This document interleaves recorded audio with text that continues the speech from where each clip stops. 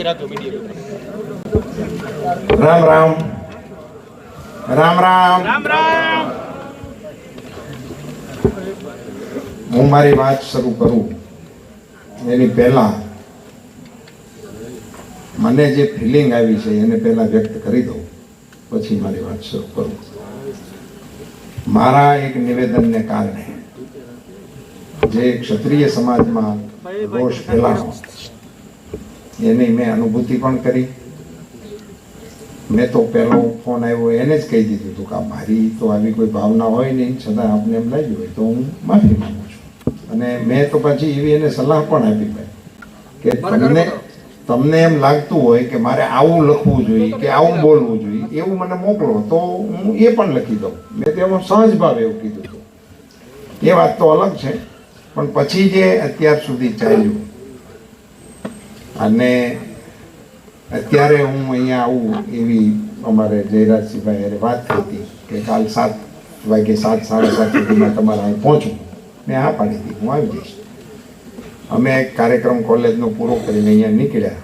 અહીંયા હું પહોંચું ત્યાર પહેલાંની મારી મનસ્થિતિ અલગ અલગ હોય, પણ પહેલી વખત હું ચૂંટણી સભામાં જતો હોઉં રૂટીન કાર્યક્રમમાં, જે હું વાંકાનેર વિસ્તારમાં ગયો હોઉં, ત્યાં ગયો અને ઢોલ નગારા સાથે મારું ત્યાં સ્વાગત થાય એ ક્ષત્રિયો સિવાય કોઈ કરી ના શકે.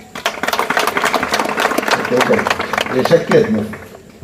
એ ત્યાંથી જ મારું ઊંધી રીતે સ્વાગત થવાની સંભાવના હોય. એ બટ નેચરલ છે. એ મારી પણ એમાં કંઈ મને એવું અતિશયોક્તિ કહેવાનું પણ કોઈ કારણ નથી.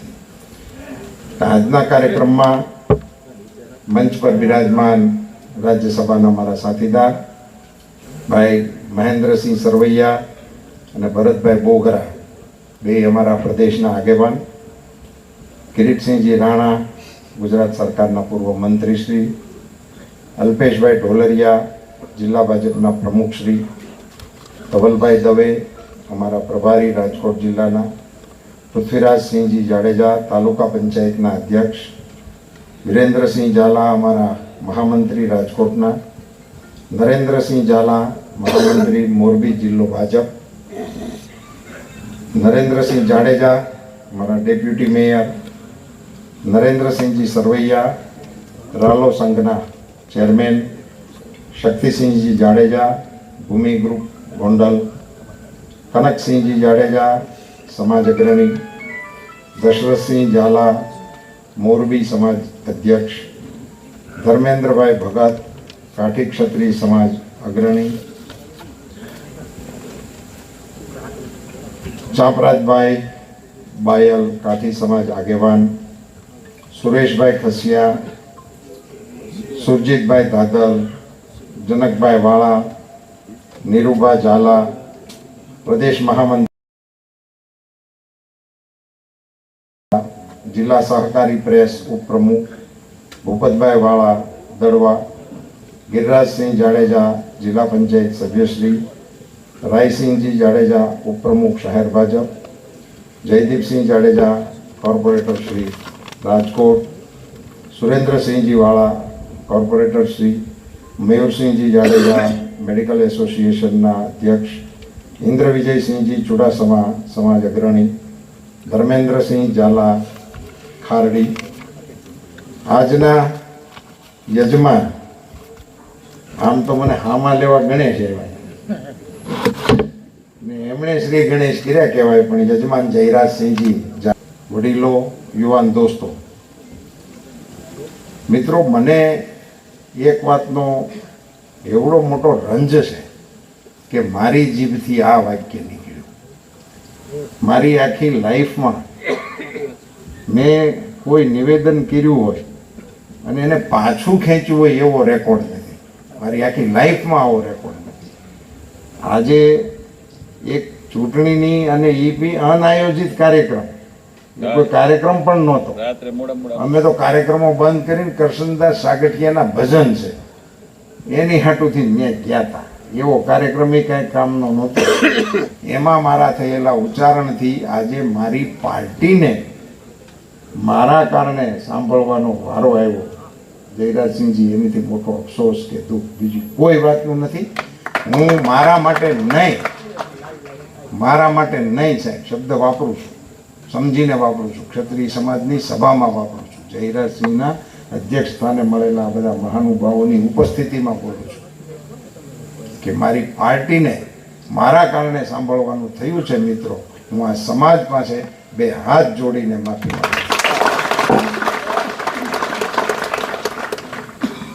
મિત્રો, પાર્ટી હું તો આ બધા પ્રવચનો કરતા હતા ને તો હું નામ લેવાના મતનો નહોતો છે ને, ટાઈમ માટે નહીં જઈ રહ્યા છે. હું જેના નામ બોલ્યો માફીના વિડીયોમાં એને લોકો ટ્રોલ કરે છે કે તે હું કામ આમ કીધું.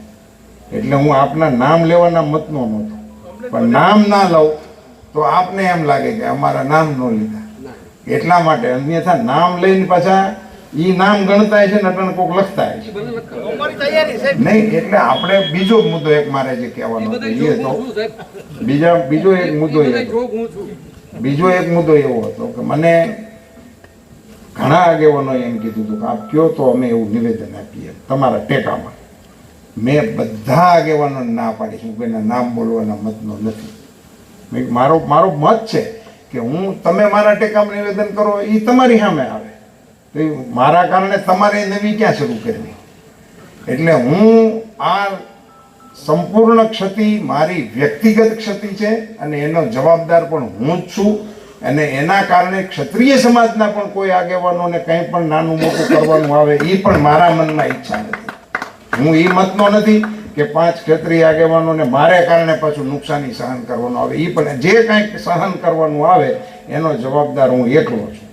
એ હું આ તમારી સભાની અંદર સ્વીકારવા તૈયાર છું. કોઈ નહીં, મારી સરભેણમાં આવ્યા છે એને હું ધન્યવાદ આપતી એને અપીલ કરું છું કે અમારા સમર્થનમાં જે આવ્યા છે મારા મનાવીને આવેલા નથી કે અમે એમને કાંઈ સમજાવ્યું હોય ને કંઈ અંડર ટેબલ કર્યું હોય ને આવેલા નથી. એ પ્રેમથી અને ભાવથી એમણે અમને આ યોજના બનાવીને અહીંયા બોલાવ્યો. પુનશ્ચ જયરાજસિંહભાઈ, હું આપનો આભારી છું કે આપે એક ક્ષત્રિયને સાજે એ પ્રકારે આ પ્રશ્નની અંદર રસ લીધો, આ પ્રશ્નનો ઉકેલ લાવવા માટેનો આપે પ્રયાસ કર્યો.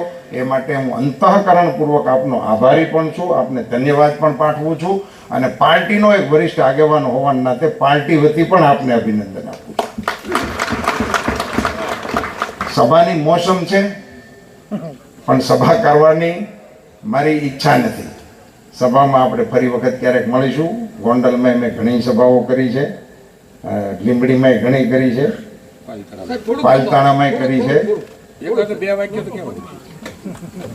એટલા માટે કે ચૂંટણીની સભાઓનું અત્યારનું સ્વરૂપ છે એ અને આજની આપણી સભાનો જે માહોલ છે એટલે એની ગરિમા જળવાઈ રહે એટલા માટે હું એને વિષયાંતર કરવાના મતનો નહીં. એટલે વિષયાંતર ન થાય એટલા માટે. અન્યથા હું તો અપીલ 1-2 મતની જ કરવાના આ ચૂંટણીઓમાં છું. આપણા દેશની સેનામાં આઝાદીના 75 વર્ષ પછી બ્રિટિશરોનો ધ્વજ નૌકાદળની અંદર લાગતો હતો. 75 વર્ષ થઈ ગયા હિન્દુસ્તાન આઝાદ થયું એને, પણ આપણે નૌસેનાના કાફલામાં બ્રિટિશરોનો ધ્વજ હાલતો હતો. એક વિક્રાંત નામનું જહાજ નરેન્દ્રભાઈ મોદીએ આપણા નૌસેનાને અર્પણ કર્યું. એ એક જહાજ 20,000 કરોડનું હતું.